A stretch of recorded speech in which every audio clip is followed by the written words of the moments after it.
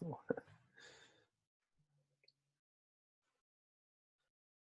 right.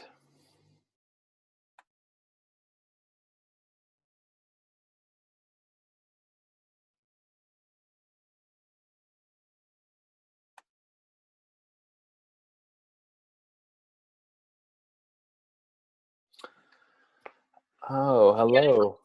Hey, hold on just a second. They went up.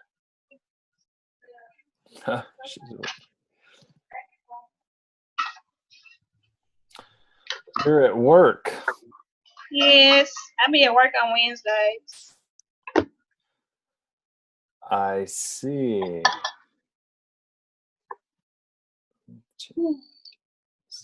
So if I walk up, it's probably because someone at the cash register. But I'm still listening the whole time. Fair enough. All right.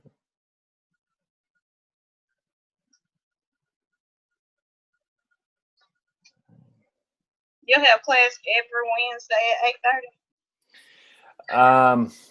Well, unless there's a better time that works for more people. I don't know what have you in other courses, have you had good success with doing the live sessions? I be at work like my last class was on Wednesday at I want to say 6. So I don't get off to 12, so I still be on there, but at work at the same time. But anytime is fine with me. Yeah, it's been so hit and miss for me as far as getting students to attend the live sessions. So it just seemed like no good. Like the last class I just finished up, it was really, really hard for students to participate in it. So you never know what you get. Okay.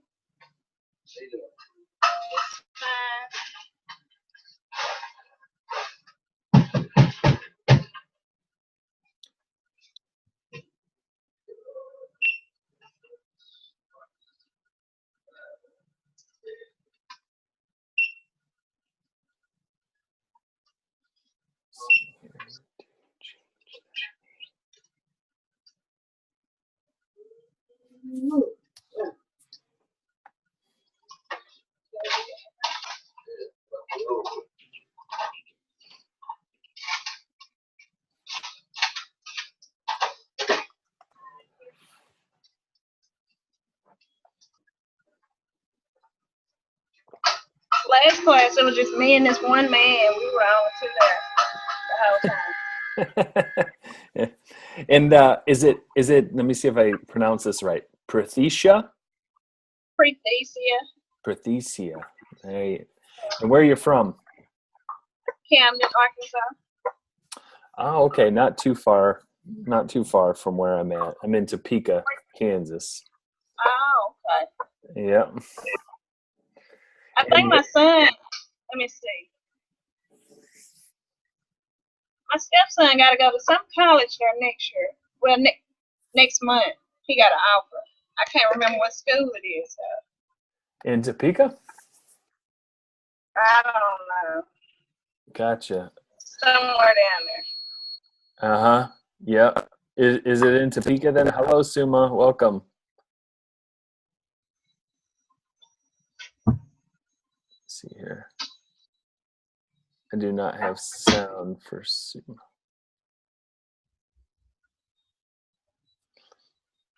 Let me see here. Hello. Oh, there we go. I can hear. Hi. Hello. Now I can hear you. All right. Welcome.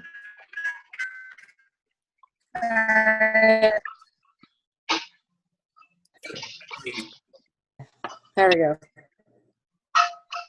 That sound was a little weird for a while. Is it weird still? It sounds a lot better. I can hear you now. Is it coming through okay? Okay, I can hear you. All right. Yeah.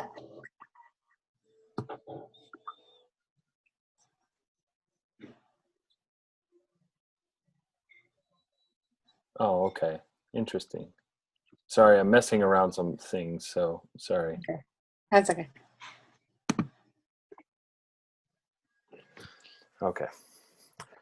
I'll just wait another minute or two, and then we'll get started. How does that sound? Sumo, where are you from? I still claim to be a Texas girl, even though I live in Minnesota. I've lived here for 14 years, but I'm ready to move back to Texas. Oh, well, yeah, that's quite the change. You, oh man, I'm a northerner.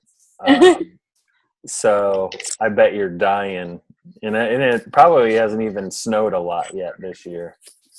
Well, no, since last year, I'm on a mission to persuade everybody of global warming, because if there's one place you'll see it, it's here. Because, there's 9 of the top 10 coldest cities in America is in Minnesota. Oh, yeah, I believe it. When there's no snow on the ground, you got to raise your eyebrow. There you go. And which part of Minnesota are you living? The Twin Cities. Oh, okay, very good. Very nice.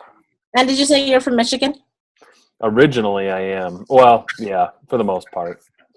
And you're in Kansas now? I am, yeah. Yeah, we're in Kansas, Topeka, Kansas. Okay. Mm-hmm. Where the weather is much nicer. Topeka? Yeah, the weather's much better here. Yeah, that's true. I went to Central, actually. I was a student at Central, so Kansas, as far as we were concerned, was Tornado Alley. So I was always looking for the tornadoes.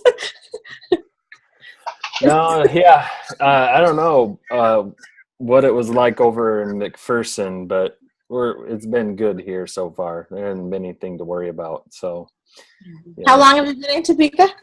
3 years now, starting our 3rd year. Yeah. Okay. Yes. So you were on campus then at Central? Yeah. Uh-huh. Okay. And so what brought you to Minnesota? My husband. Oh, okay. And what does he do? He is a business manager for a nonprofit organization. Called what? It's called Hunger Solutions Minnesota. Okay. Gotcha. And what's the purpose Of his organization? Yes. I guess they help get funding for food shelves and things like that. Okay. Things like that. They're a small organization, like 7 or 8 people. Okay. Very nice. Yeah. Well, Prathesia is with us as well, and she's at work. Yeah, so she's going to be kind of popping in and out as much as she can. And so this, I don't really have a formal agenda for us tonight, other than to say we can kind of talk about what this discussion revolves around, as well as the assignments that are due each week, anything from the reading, just kind of take the conversation, take the discussion a little bit deeper, a little bit further, answer any questions you might have based off of the reading, anything I can kind of help with there. So it may take 30 minutes, it may take less than that, it may take more. I really don't know. So the time is ours to do with what we see fit. So yeah, how's this course started then? Has it been a good start for the both of you? I just got my book. They had to find it, so I finally got it. Okay. And I'm trying to remember, did you, it might have been somebody else. Did you email me about the book? I did. Okay. I texted you about the book. Yeah. Okay. So you just got the book, and you're gonna catch up a little bit. Okay. Yeah. And yeah, I felt that was a challenge for me to catch up. And has your book arrived?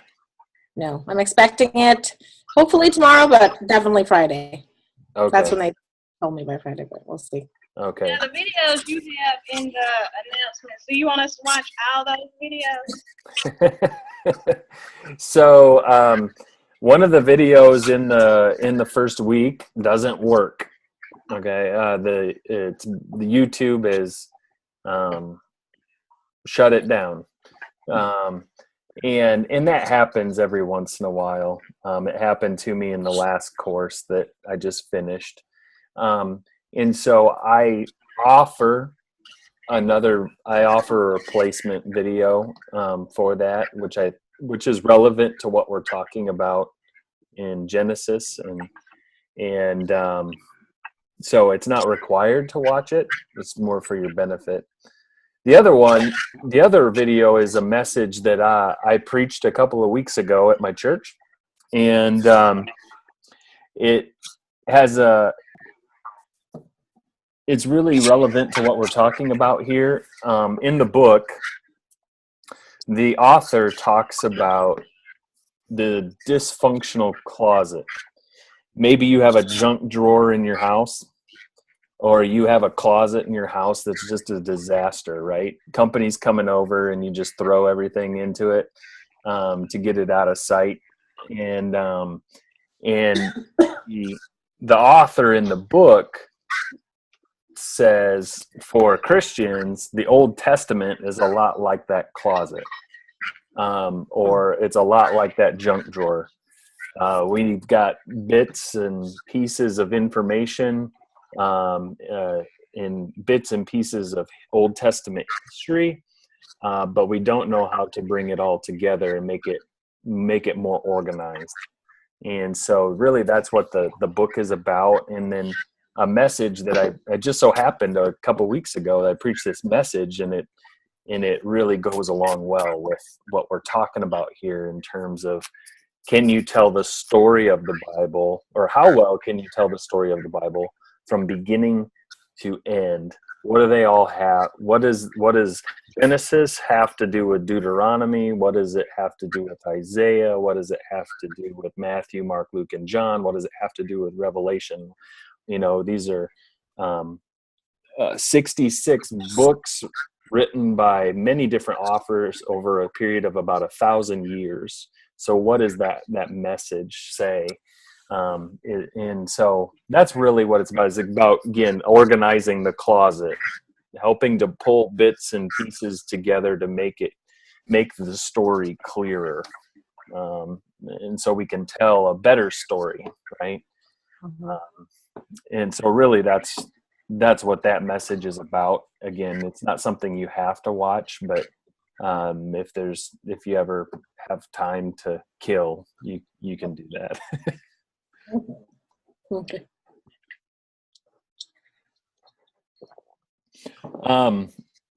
So tell me about your experience then with the Old Testament, I guess, is maybe where we'll start. Just, is it a place you go to, a well you draw from regularly, or you just go, no, maybe I don't read the Bible that much, or I'm a New Testament kind of person? What's your experience with the Old Testament like? I Sunday school for sure is the basis.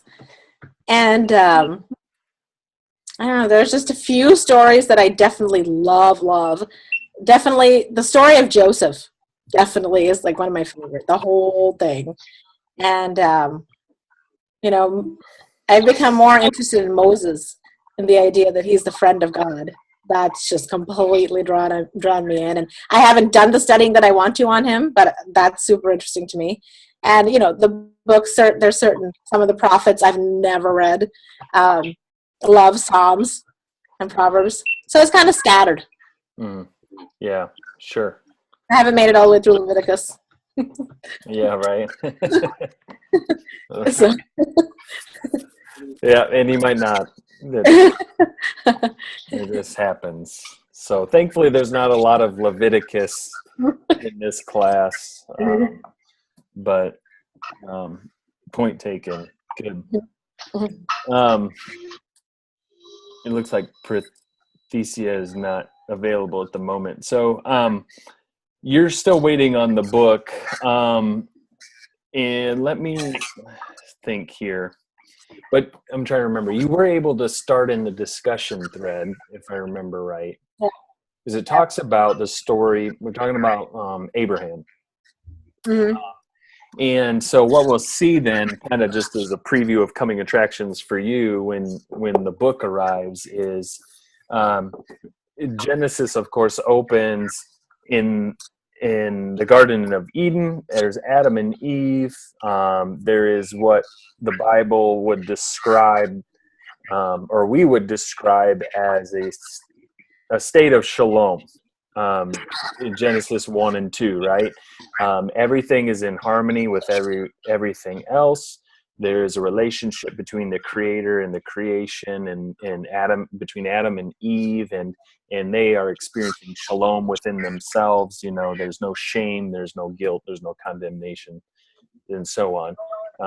And then, of course, God says to them, basically, I need you to obey me about this tree.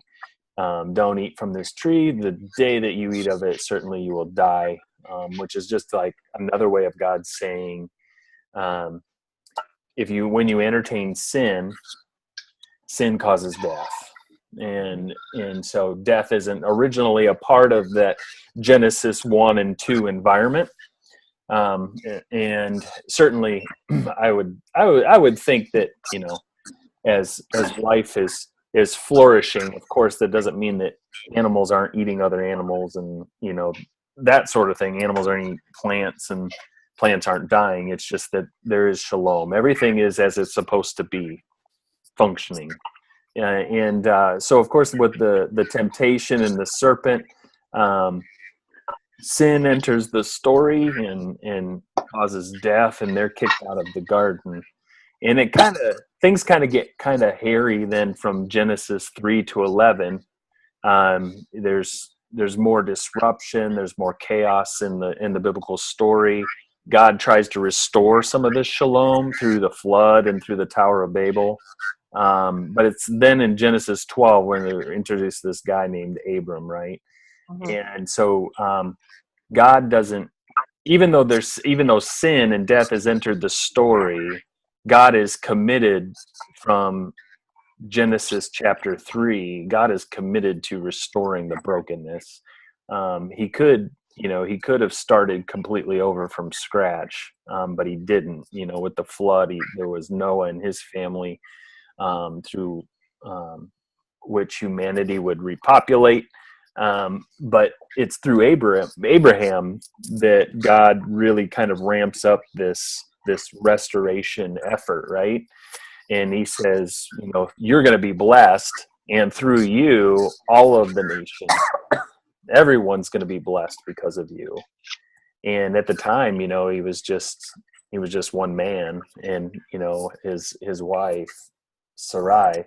And so the discussion we're having in this week is really not about whether or not it was appropriate for Abram to have intercourse with Sarai's maidservant Hagar, because culturally, of course, it was. That's not a question. What's the deeper question then? Is how is it one man going to be a blessing to an entire nation, or not just entire, but all nations? And can he trust that God is going to do what God says God's going to do? And so it's kind of touch and go, right? Sarah doesn't believe it, and so she kind of says, here's Hagar, populate with her, and maybe that's what God had in mind through all of this. Of course, we don't know what she was thinking, but certainly that's kind of the feeling you get was, well, she's just going to take charge. She's like, man, Abraham, you're not getting it done, buddy. And here, let's do this. And God's got a blessing to give, and God's got a blessing to give. Nations need to be blessed. So she kind of got it mixed up too. And that's kind of where we're at in the discussion. There is just, man, where your back's against the wall, right? When your back is against the wall, are you going to take control of your situation, or are you going to let God can take control? And so for them, not having any children, in the book talks about this in great detail, the importance of having children, and the importance of having a male or a man in that culture to provide and to protect, the two main responsibilities of ancient culture, and why men were so important. Because without protection and provision, women would become widows and prostitutes, right? Okay. It's not like our society today where women you can work, and get an education. Very, very different. And so she doesn't have a son, and that's important. That's an important part of the story. Eventually Isaac does come along, and to keep the story moving forward, because eventually just Abraham and one person will expand to a family, and that family will then eventually become an entire nation, right? As we near the end of Genesis, in the Exodus story, you're talking about Joseph's story.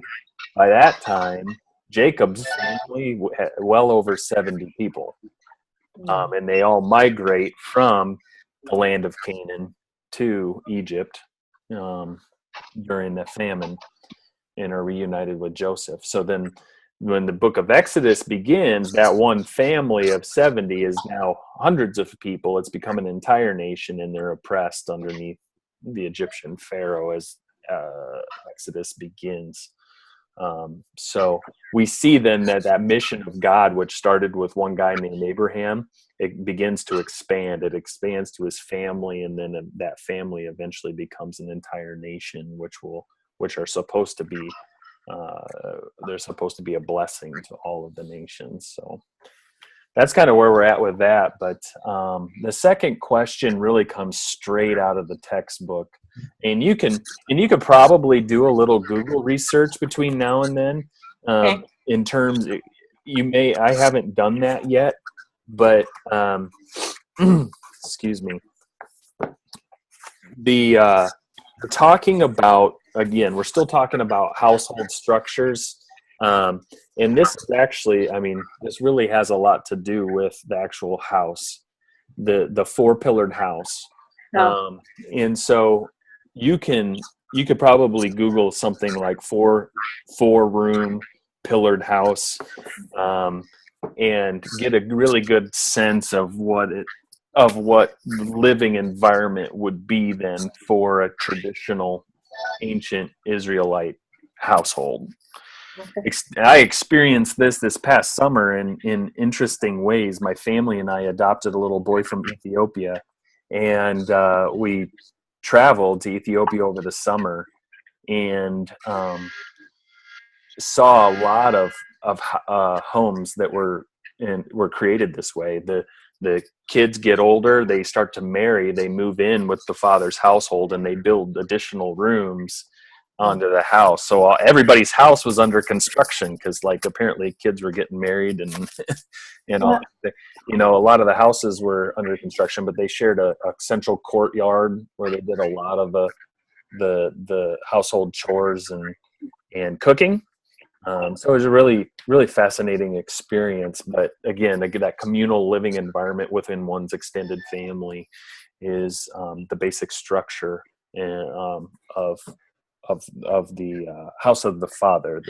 In the book calls it the Beit Av. Beit Av is house of the father in Hebrew. So you can Google that, check that out. Probably shed some light then on that second discussion question for this week. When Jesus talks about, where I'm going, you cannot come, but in my Father's house there are many rooms. There are many dwelling places, right? So there's a connection. There's a connection there that needs to be fleshed out a little bit.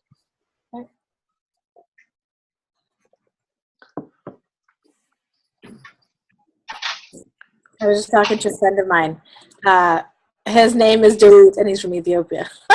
I was really? just talking about your adoption, so that was kind of funny. Oh, you have a friend named DeWitt, huh?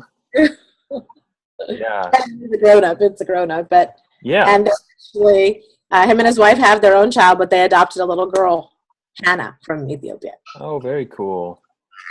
Yeah, DeWitt David. His name is David. You can call him Dave. Call him Dave, I guess. Let me see here.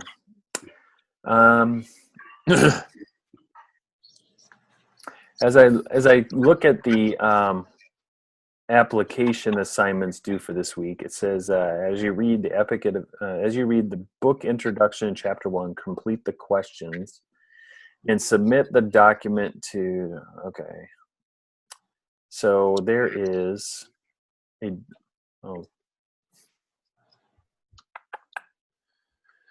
there's a PDF that needs to be downloaded. Oh, okay. I got it. Yeah.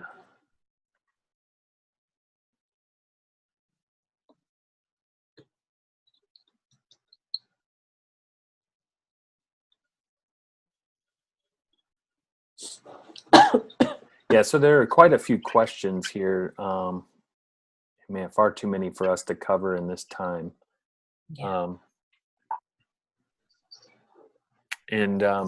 But it does bring up this idea of, and in several places, of redemption. And so we could spend a little time, I guess, talking about redemption. The author talks quite a bit about this in her book.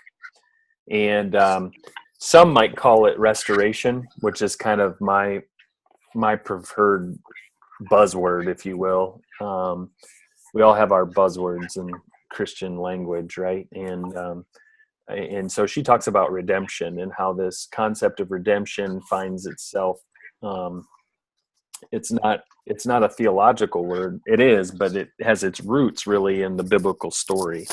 In this idea that God redeems his people. And what does it mean to be redeemed? And we encounter this word in lots and lots of places, in both the Old and New Testament. She just talks about how the different ways then redemption plays itself out. We see this mostly in the story of Ruth and Naomi in the book of Ruth. Again, as just a widowed woman with no sons for provision and protection, she goes back home to her land and seeks out a kinsman redeemer, someone related to her husband who will fulfill his duties. And from the book of Leviticus, right, from Levirate law, which says then if your brother has a widow and no sons, you are obligated as the brother to provide a son for your deceased husband. At least the first one is. All the other kids after that belong to the new husband, right? And so we know how that story goes. Really, that's a great illustration. The whole story is just a great illustration of what redemption looks like. If Boaz does this for Ruth, imagine the redemption and the love and the grace of your heavenly Father, who gave his own life for us. So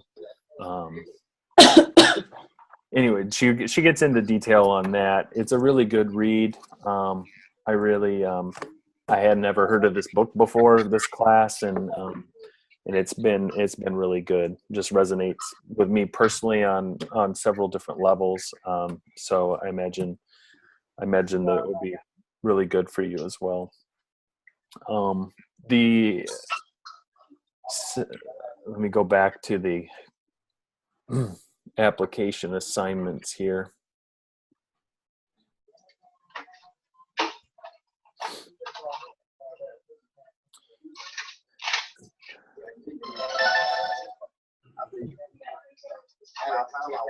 Oh, okay. The second assignment that is due is really a journal entry. So it's more of a reflection on your reading from the Bible.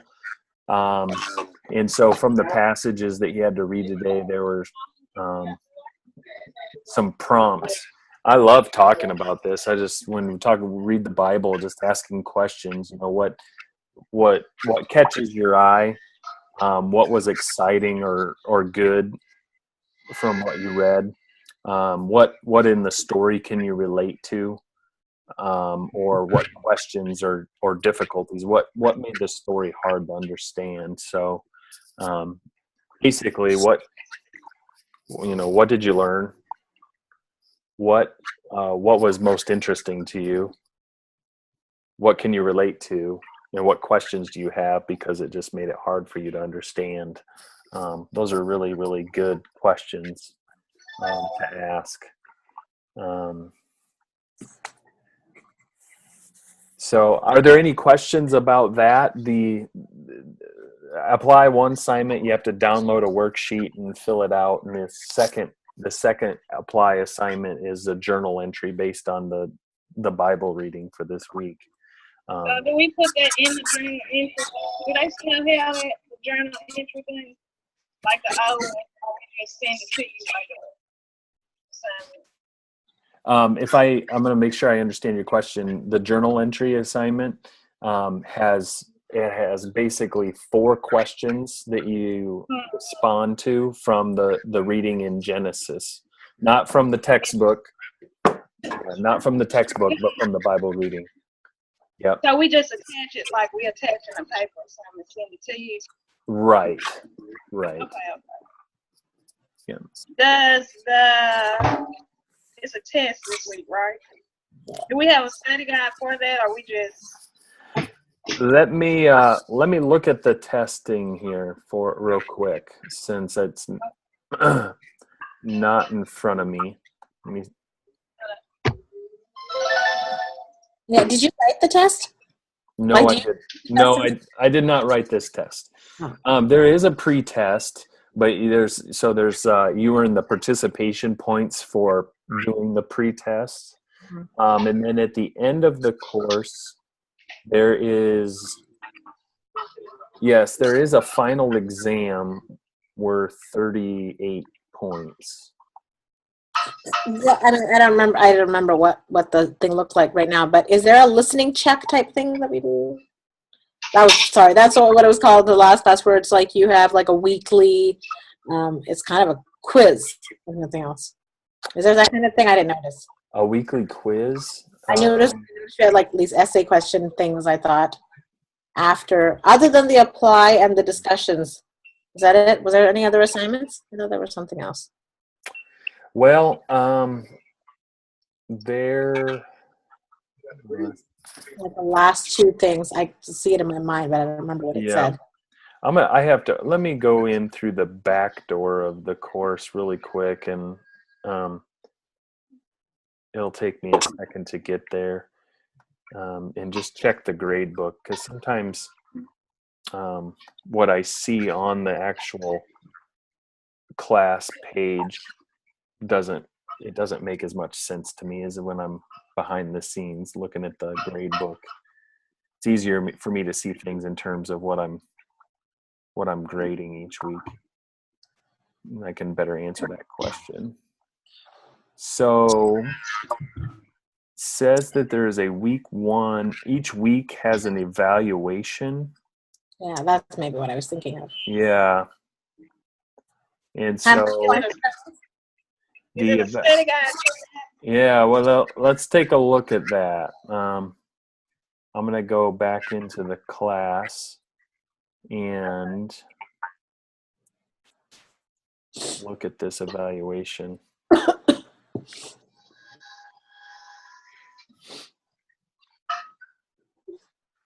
So it's timed, but it's 6 questions. God created, for example, question number 1, choose the best answer. God created evil on which day of creation? 7th, 3rd, 2nd, 4th, or none of the above? Yeah. So is this like a combination of the Bible reading and the book? Let me check. This is, yes, it is a combination. Okay. Yeah. It's a combination of both. And then, so that's really simple multiple choice. And then, oh boy, what do I see here? Yeah, second part to it. Like essay questions? Yeah, it is. Yep, it's an essay question. It's one question. Let me check for you. I think there were 2. Okay.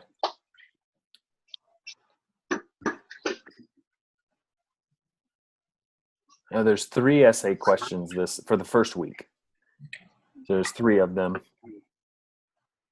and they're 3 points apiece. So basically, so is it how was humanity's creation different from the rest of creation? That's the first question. So again, you go back to that Genesis chapter 1, or you can even look to Genesis chapter 2. But in Genesis chapter 1, somewhere around verse 26 and 27, on the 6th day of creation, when humanity is created, God says to God's self, let us make man in our image and in our likeness, make them male and female, right? And so there you have, there's this, the humanity, unlike the rest of creation, is created in the image and likeness of God.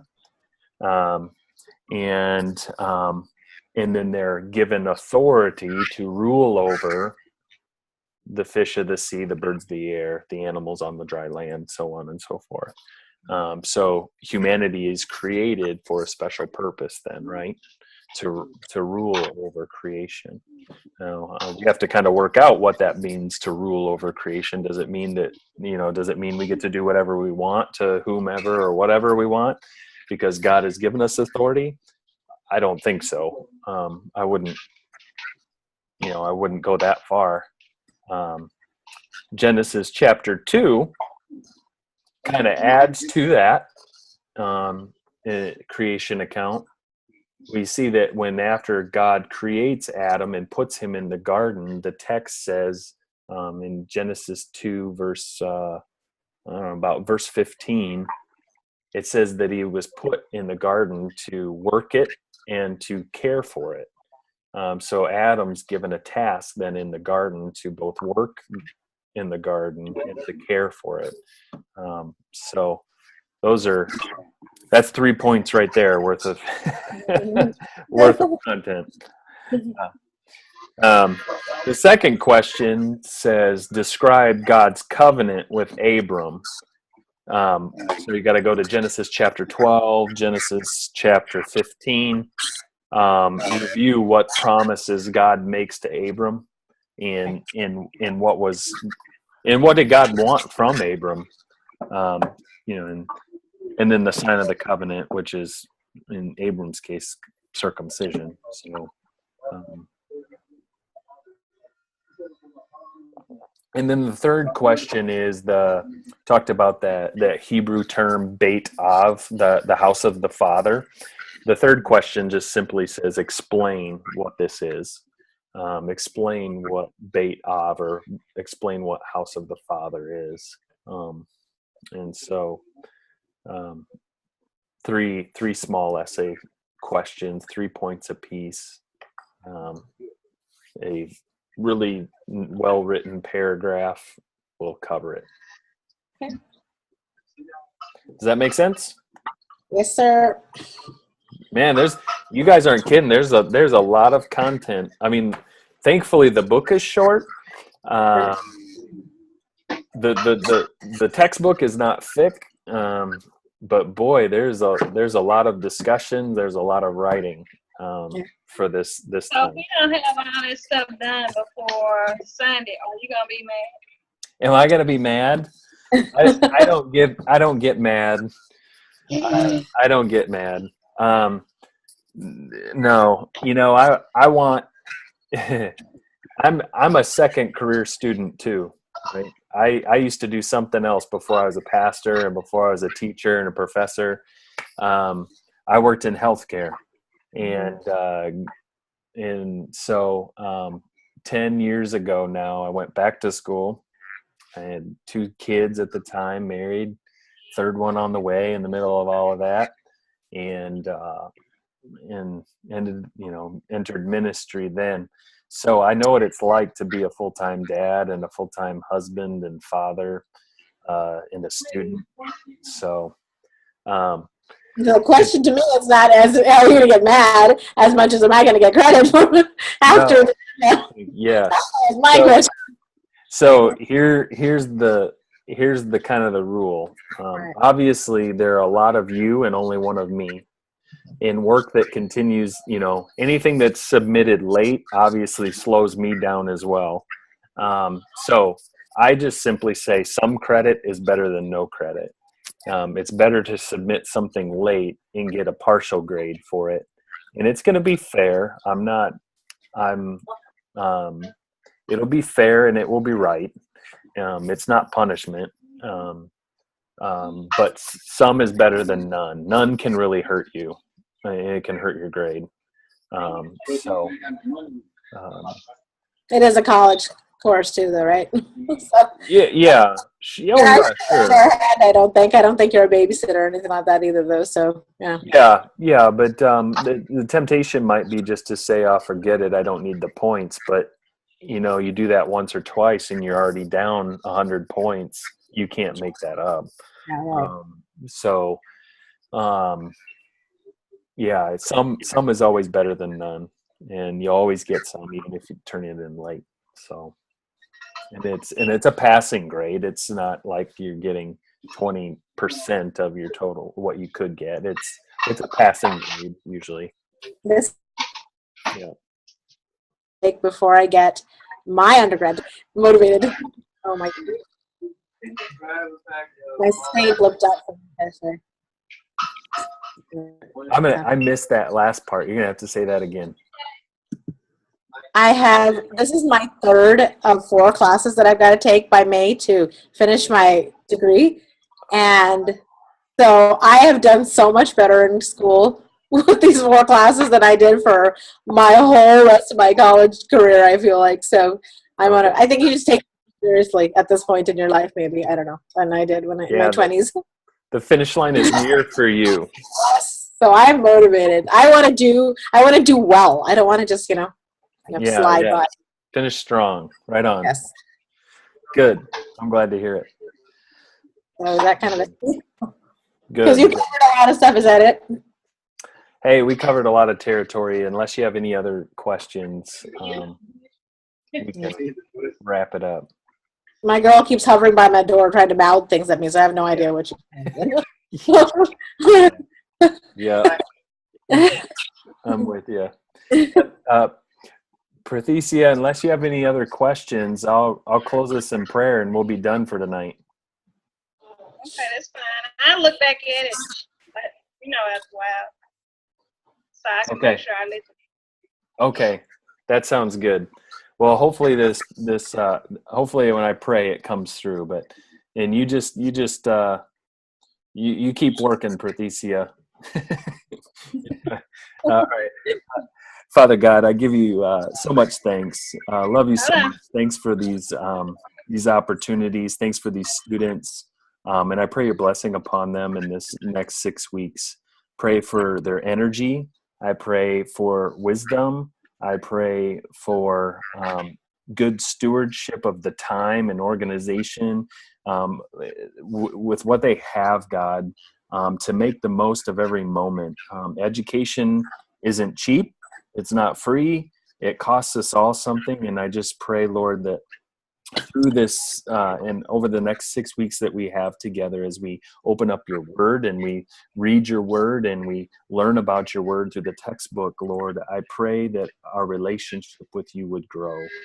it would deepen, it would expand, that our love for you would grow deeper.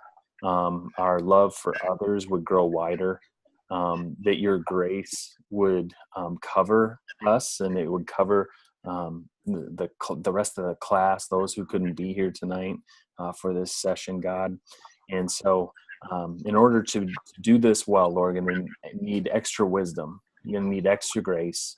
And through it all, we give you all the glory. We give you the praise and the honor because you are God. You are our King. You are our Savior. And we love you. We love you. We praise you. Thank you so much, Father. In Jesus' name I pray. Amen. Amen. Thank you.